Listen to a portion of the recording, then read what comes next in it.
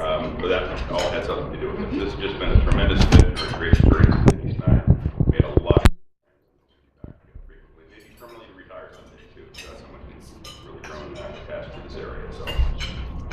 So the presentation today, I have to confess here that I kind of borrowed the presentation that I gave just a couple of weeks ago.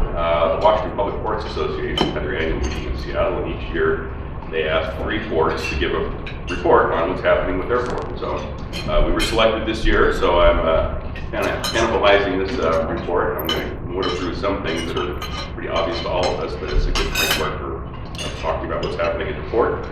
And as always, I much prefer answering questions and discussion and talking to you all. We'll get through this, and hopefully that will generate some discussion. So what I'd like to talk about from talking about the port, for folks who are not familiar, is just what it is we do, what are our main lines of business. And so that I will hear again today. We have an extremely ambitious capital program coming out in 2016. I want to talk about that, and environmental projects as well.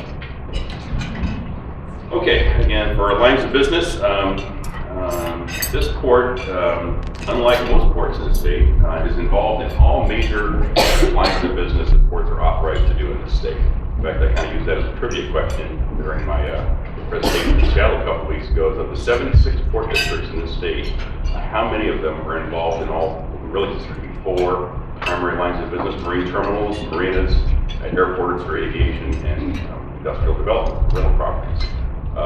There's 6 in the state out of 76, and we're one of them.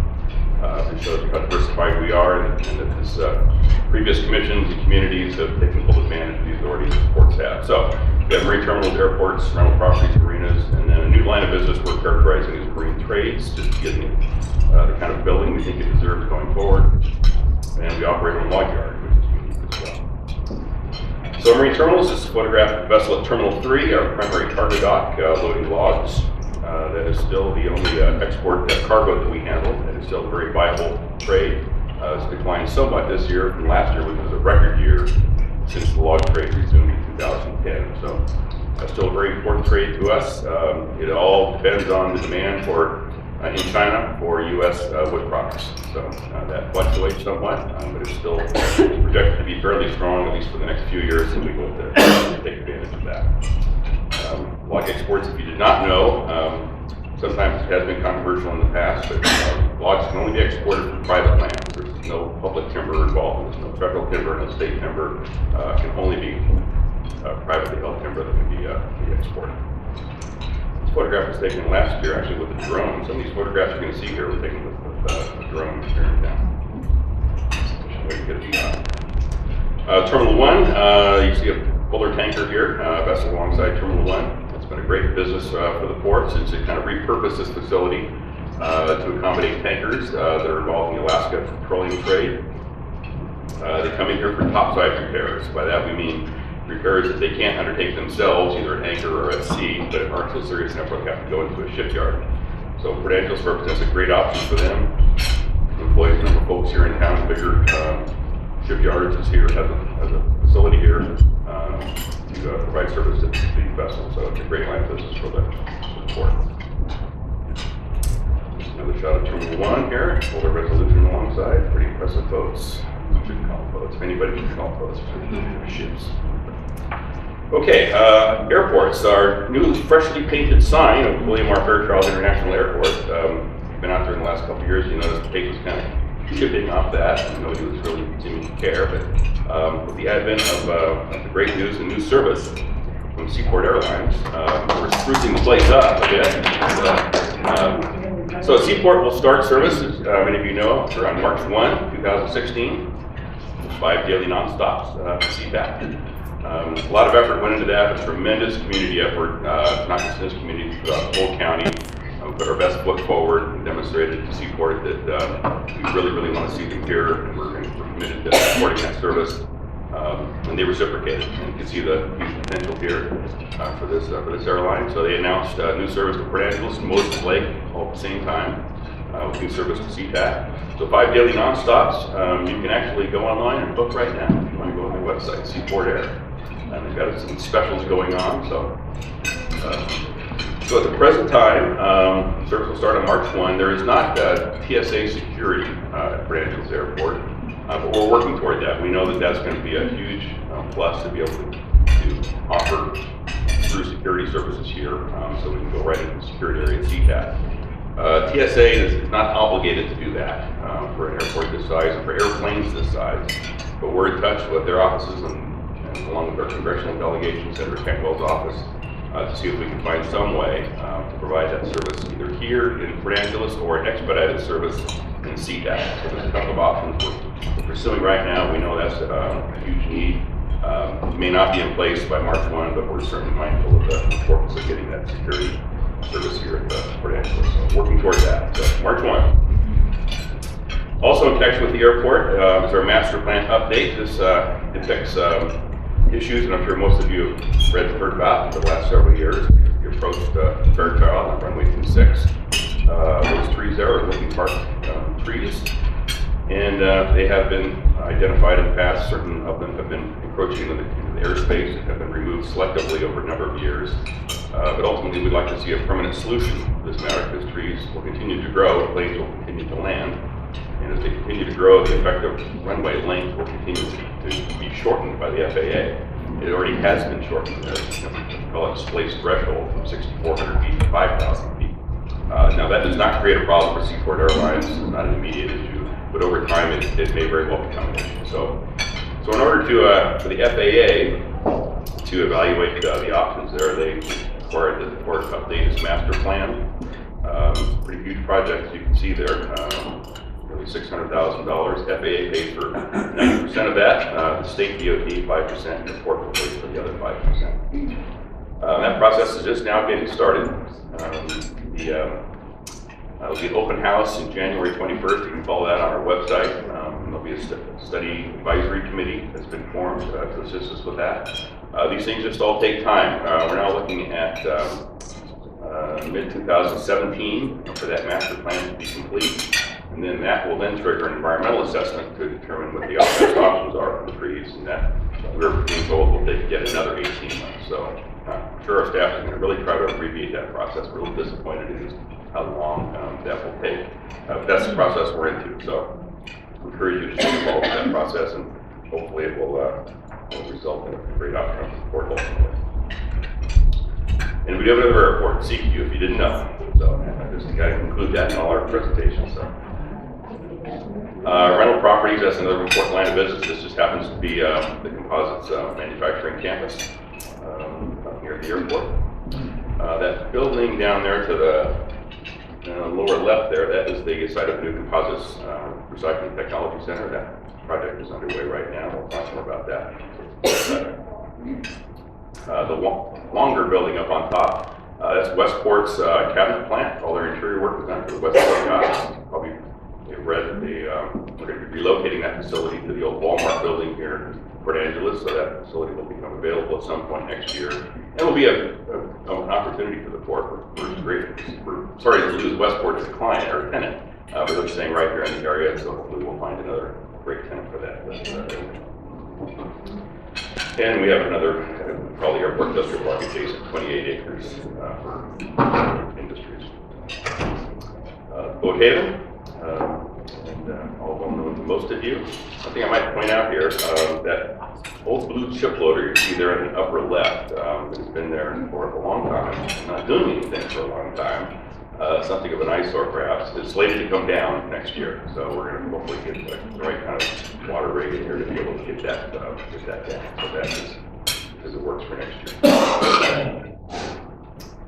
And of course, John Wayne Marina, one of the greatest marinas in Puget Sound. Marine trades. So this is we're calling now a new line of business, even though we've been involved in this for some time, but we think it has such a huge potential and it's so important to our prospects for the property that we're giving it that bill, marine trades. So our marine terminal director has taken on this portfolio. This happens to be a Westport yacht, of course, coming out of their third bay. And there's a Westport yacht being placed in the water there by a travel lift pier. And Platypus Marine is another important component of our marine trades industry. So just in the course of evaluating what our prospects are, and certainly I've concluded this in my brief time here, There is no better prospect of industrial development and new employment in this area than is represented by this industry right here with marine trades. We can be extremely competitive given our proximity to the water, obviously. We don't need a railroad, we don't necessarily need highways or freeways to get to the area. And we have an existing trade here with existing craftsmen, and so we really see that as an opportunity. Coupled with just the growth in that industry.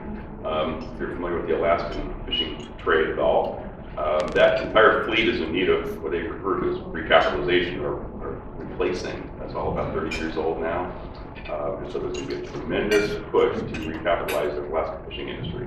And that'll happen largely in Puget Sound, and we hope to take advantage of that through either existing businesses or attracting new trades. So it's really promising right now. So where do we intend to put all this new industry? In the Cape Fly site. This has been identified as a marine trades industrial park. We're in the process right now of selecting a consultant to do the preliminary planning for that whole area.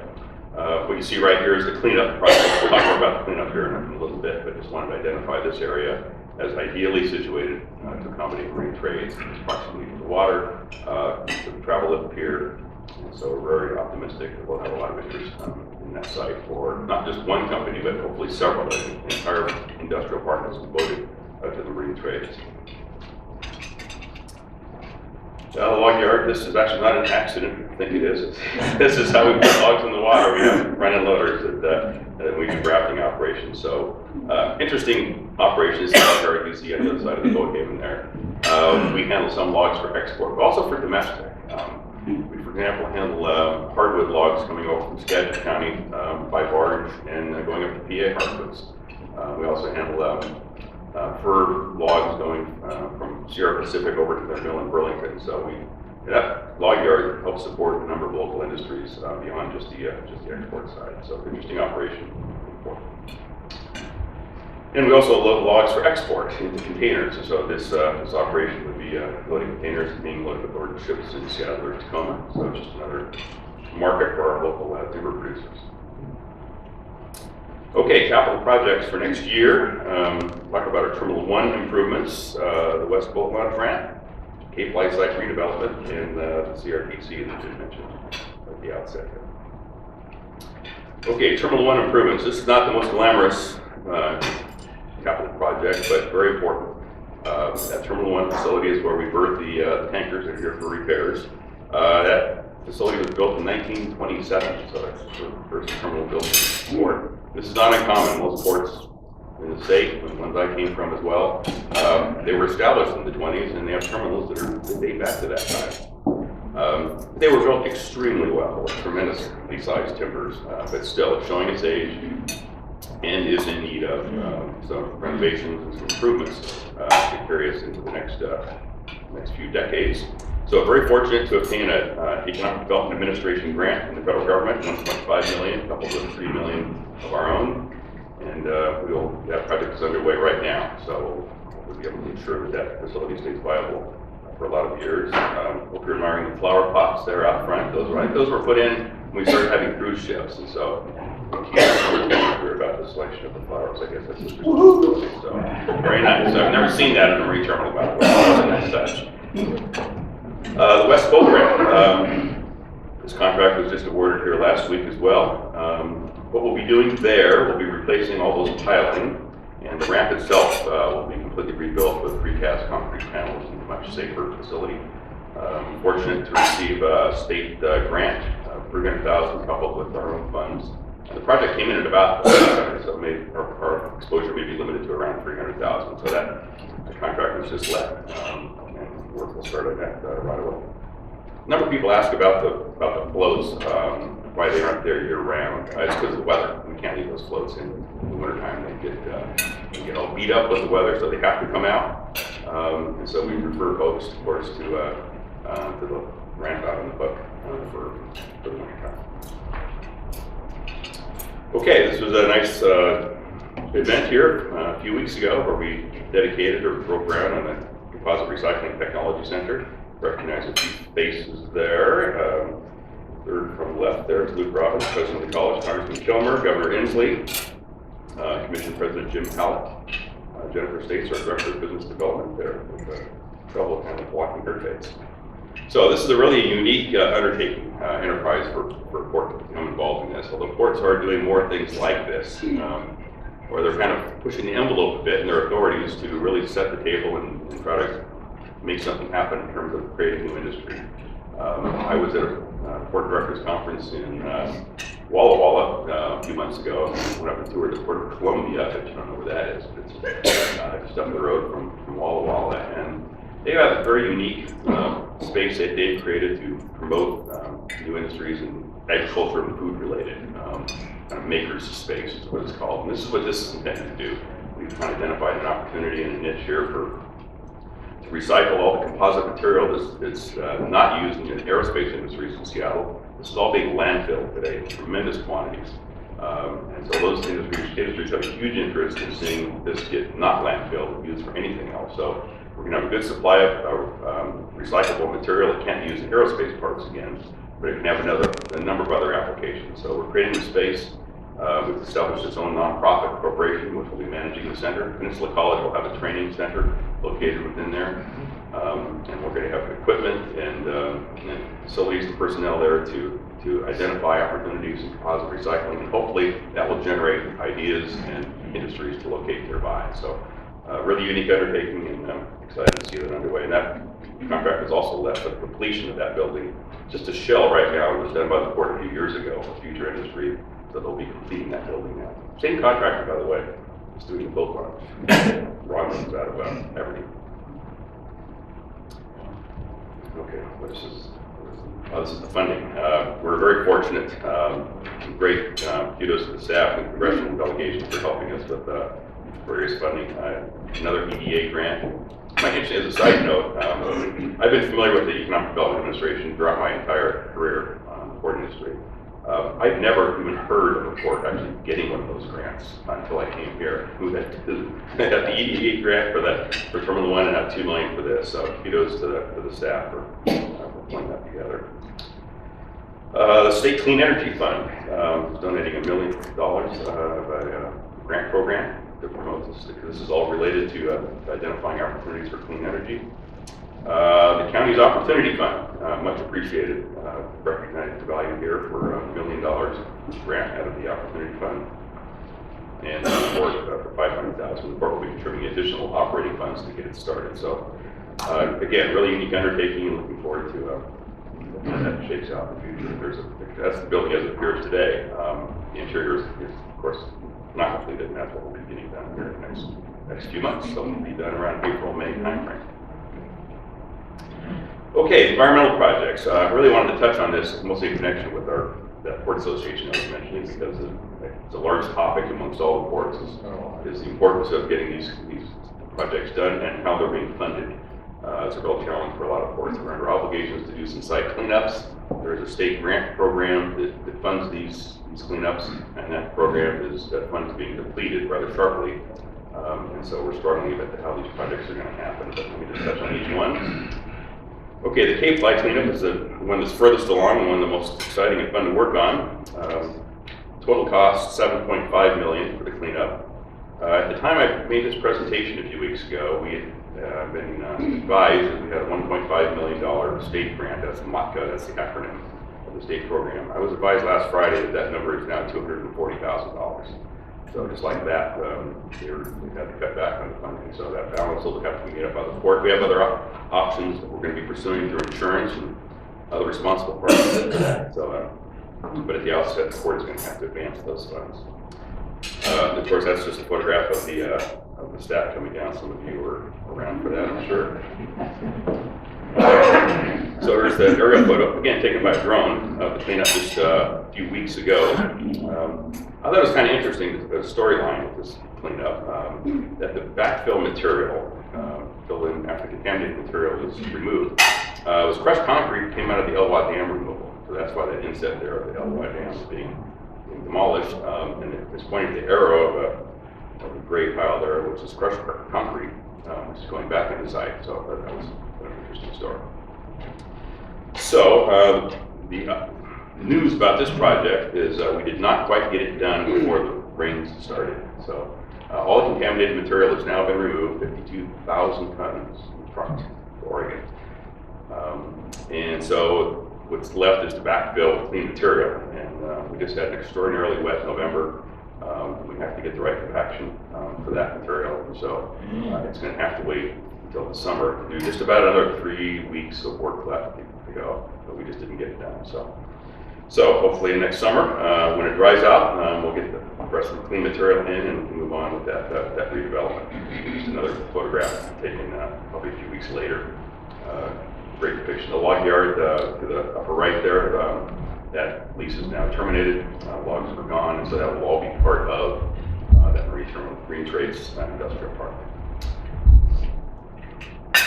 Those are great pictures. Another cleanup, this doesn't depict the cleanup area, the Marine Trades area is a lesser obligation, I guess, in terms of cost for cleanup. But it's historical petroleum contamination, somewhat related to the Cape Fly site, and it kind of goes along the waterfront there and around Westport. And we have another cleanup plan before the Department of Ecology right now to do that. But it's just another indication of the requirements that ports are under, or any industrial landowner, to get these sites cleaned up. Of greater significance in terms of its potential cost is the Western Port Angeles Harbor. The port is one of 5 potentially liable parties, persons, I should say, operating under a agreed order with the Department of Ecology. A number of contaminants have been identified in the harbor, and so we're in the process right now, working collaboratively with those other groups, other companies, and City of Port Angeles is a partner with us in that effort.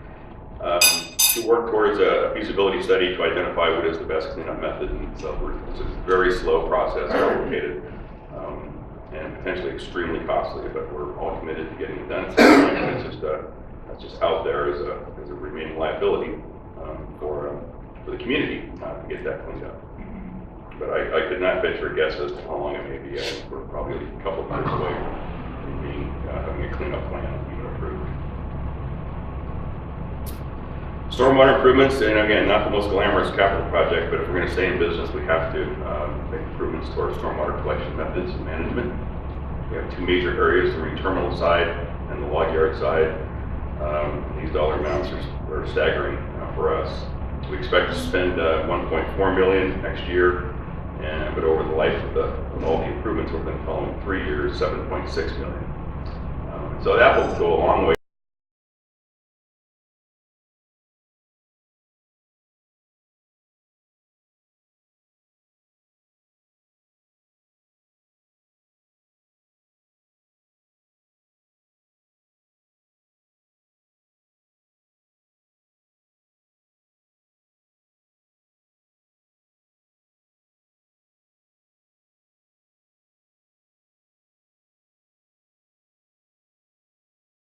Towards consuming the debt capacity and the capital capacity of the port for the next several years. But again, it's a requirement to stay in business. It's a responsible thing to do, obviously, but it's not going to be creating any new industry. But it will allow the existing industry to obviously stay there. Last thing is the Polar Pioneer. I just can't have a presentation without talking about the Polar Pioneer, which you see out there. This picture was taken when it came the first time aboard the Blue Marlin, and those of you who looked out the window today, you'll see the Blue Marlin came here back over the weekend. It is here not to pick up the Polar Pioneer, it's here to pick up the Noble Discoverer, which you might read about today. That is another drill rig which is in Everett right now, and it will be coming here to be loaded aboard the Blue Marlin later this week. And so the Polar Pioneer will be loaded aboard another vessel called the Vanguard, and that vessel is due here in a few days. We're here on the 10th, I believe. And that's an even more impressive vessel than the Polar Pioneer, but then the Blue Marlin. It's an incredibly sophisticated vessel that can carry even much larger ships than the Polar Pioneer. So you'll see quite a show out here in the harbor with the Blue Marlin taking away the Noble Discoverer and the Blue Marlin, or the Vanguard taking away the Polar Pioneer. We were disappointed, obviously, when we heard that they were not going to be coming back, that the discovery of oil in the Arctic was not sufficient to warrant their resuming operations next summer. They were looking seriously at Port Angeles to establish a base of operations for a supply base, warehousing, crewing, the Terminal 7 area, we were really, really excited about the prospects of what Shell and Transocean could bring to the area. So a lot of disappointment all the way around on that, but great relationships were established. They had nothing but praise for the whole Port Angeles community on how they were treated. Any opportunity for them to be back, we're sure they will. So great opportunity to meet those folks. And I think, yeah, that's it. So happy to answer any questions or comments, criticism. Jim, however you want to proceed there. So. Charlie's got a... Didn't it? Jim was talking, it's okay. No. So if you own the Polar Bank, what do you do with it now? I mean... Well, it's a rig which is specifically designed for rough weather, for extreme conditions. It spent its first 30 years of life in the North Sea, Norway. And that is where I understand it's going back to the North Sea. That's where it goes. Yeah. Long ways back to Norway. So. Thank you. Other questions, right over here, Charlie? With regards to the ports around Washington State, and we're always complaining about how much we have to pay as taxes and everything else, how do we measure up against them ports? Because I know you obviously get that information. Are we doing good? Are we profitable? How do we look? You're doing well. We've done some benchmarking to some of the comparable ports, looking for this last budget cycle. And we look at, when I look at a grouping of Grace Harbor, Anacortes, Bellingham, Olympia, we look at those kind of ports. And we're profitable. We're in the black. Not all ports always are. Only one of those ports actually covers their depreciation. They're all to some degree in the black. But we're right now, this budget we just produced shows a net revenue of about $1.3 million from operations for the year. So that's a good outcome. Some ports do better. If you're a container port or have an international airport like Seattle, you're going to have a much bigger margin. And other ports do not do as well. So it's a good mix of business. It's the marine terminal side we have, and a good portfolio of rental property. But not to be taken for granted. That margin, I've been around this business long enough, that can change in a heartbeat. So you always have to be mindful of the next opportunity. And that's why that Marine Trades Industrial Park is so critical, that we get some stable revenue generated off that side.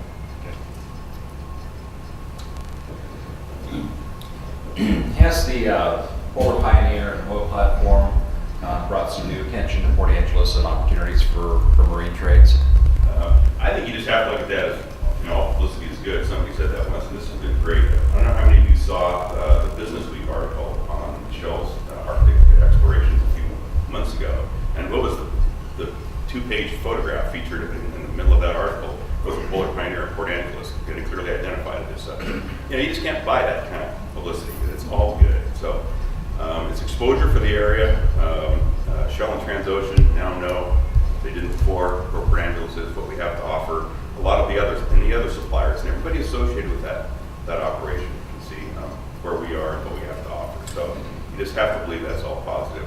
What it yields in short term, who knows? But I can just tell you from my exposure in the marine industry, it's all good. I'm curious about the composites recycling, and you had mentioned there would be other uses for the material once it's recycled. Could you elaborate on that a little bit? A little bit, yeah. I'm not the expert on that, but for example, sporting goods, golf clubs are composite materials. There have been with sporting goods pads for soccer, knee protectors. I mean, composite materials extremely strong, lightweight, and that's just a couple of the applications. Being used in automobiles as well too, for lightweighting, application of this lightweighting. So, and that's the whole idea behind this enterprise here is to identify what other uses there might be in a very malleable material for other applications.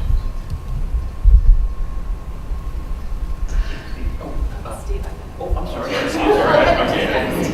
I'm Wendy Park-Getson from Pound Transit. And Pound Transit for the last decade has been part of the Green Bus Coalition, a statewide coalition in partnership with Western Washington University to take composite fiber materials and make it into a small bus, the type of buses that we use to scamper around the community, to let paratransit, disabled community on and off. And just that fuel savings is quite appealing for the purpose of that composite material. So I wanted to ask you if you were pursuing any manufacturers. We just talked about the uses. I gave you one more use. Is there an active role for the port to find manufacturers to come to this community to shorten the transportation between getting these reused purpose materials to a new use? And that is the whole idea, is to attract manufacturers. And the advent of this enterprise, of the CRTC, has caught the attention of the entire composites industry. We've had staff attend the Composites World Trade Show, happens to be in Paris. And this development has attracted attention, has been featured in their publications, and a number of manufacturers have expressed interest. So it's great exposure. So we're in the right mode here to do some marketing with that. It's great exposure, so I expect things to come out of that. We've heard that there may be some hurdles in the technology in terms of some of the recycling. That's the capability of recycling some of the materials, not just in the the scrap stuff and in the pre-preg stuff and the other chemicals that go along that are waste products or unused products from larger composite users. So how high are the hurdles in terms of being able to be a viable and I guess how high are the technological hurdles at this point to being a full-on recycling facility? Well, again, I'm just enough to be dangerous on this subject. There have been some concerns about environmental issues associated with it, but those are really not well founded. I mean, it's for the material to work in. But that's part of the idea behind this facility, is to identify what those hurdles are. But we know that it can be done and is being done. And so the idea is to do some experimentation, some kind of R&D center to identify what those uses are and how big the hurdles are. But based on the interest we're seeing from the industry, yeah, there's hurdles, obviously, but I think it's worth pursuing and worth contributing to their material to see that it gets done. So it'll be really interesting to watch it unfold. That's what I can. Other questions? Any other thoughts? Andrew? Hey, Ken. He doesn't need a microphone. I don't need a microphone. As the outgoing executive director, maybe you're a little freer to talk politically. Ooh, I don't know about that. Ooh. We've seen in the newspaper discussion on having a work session for the commissioners as the executive director, and you've been in other ports. Do you have any comments or feelings on that? Well, work sessions are great. I wish we had more of them. I proposed that in my earlier work, but it seems to take off on it. We're sitting around the table and having regular work sessions or as part of a regular meeting. I think that's great. The more information, the better, as far as that goes. The frequency of them is another matter. I mean, how frequently should they be? Some talk of them being weekly, I think, or weekly meetings. I think that's would be taxing on them in a number of areas, not just the staff, but the public presenters. So I think that would be definitely an open question, is how frequently should they happen. They definitely should happen and can happen, I think, the framework, the timing of the schedule they have today. Very good. You bet. Okay. Well, again, thanks so much. This has been a great privilege to be up here, and I'm glad we had a chance to do it one last time. So thanks again.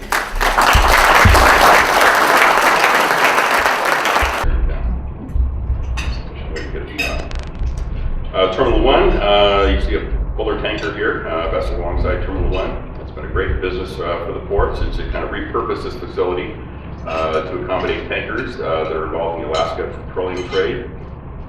They come in here for topside repairs. By that we mean repairs that they can't undertake themselves, either at anchor or at sea, but aren't so serious enough where they have to go into a shipyard. So Prudential's represents a great option for them. Employs a number of folks here in town, bigger shipyards is here, has a facility here to provide service to these vessels. So it's a great line of business for the port. Another shot of Terminal 1 here, older resolution alongside, pretty impressive boats.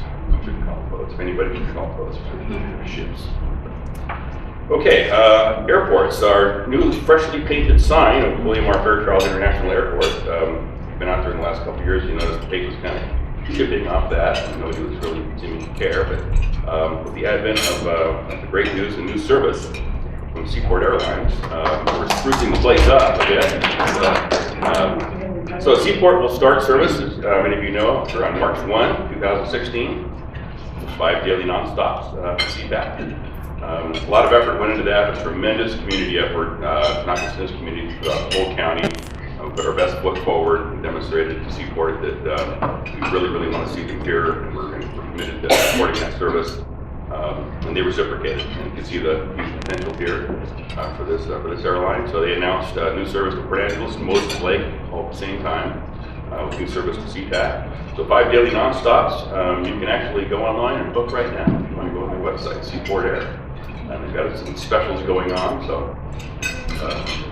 So at the present time, service will start on March 1. There is not TSA security at Port Angeles Airport, but we're working toward that. We know that that's going to be a huge plus to be able to offer through security services here, so we can go right into the security area at CPAC. TSA is not obligated to do that for an airport this size and for airplanes this size, but we're managing the authority that ports have. So we have marine terminals, airports, rental properties, marinas, and then a new line of business we're characterizing as marine trades, just getting the kind of building we think it deserves going forward.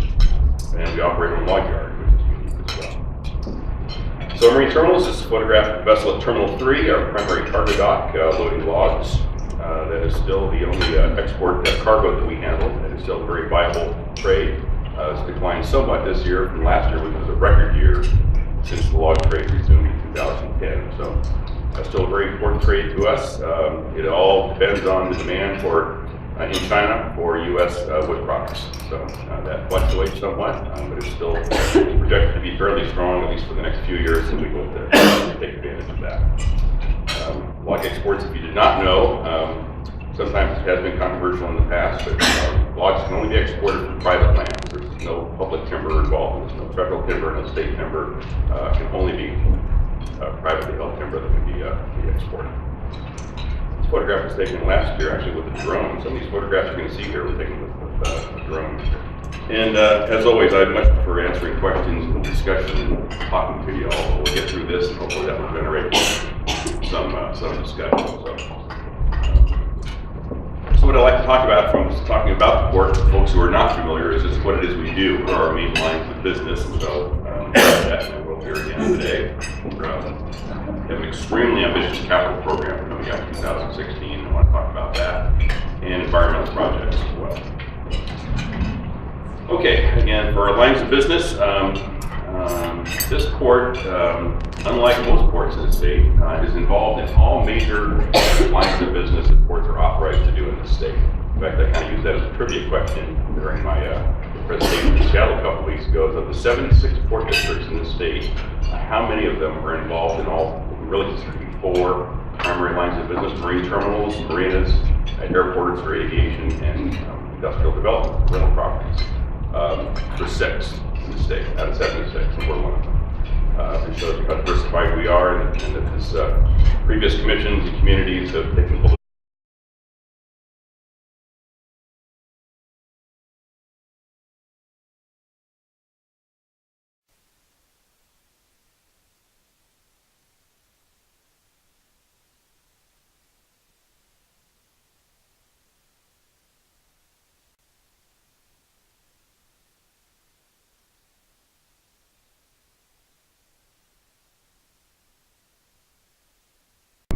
Back to us now, so but that all had something to do with it. This has just been a tremendous fit for a great experience. We made a lot frequently, maybe permanently retire someday too. That's how much it's really grown attached to this area.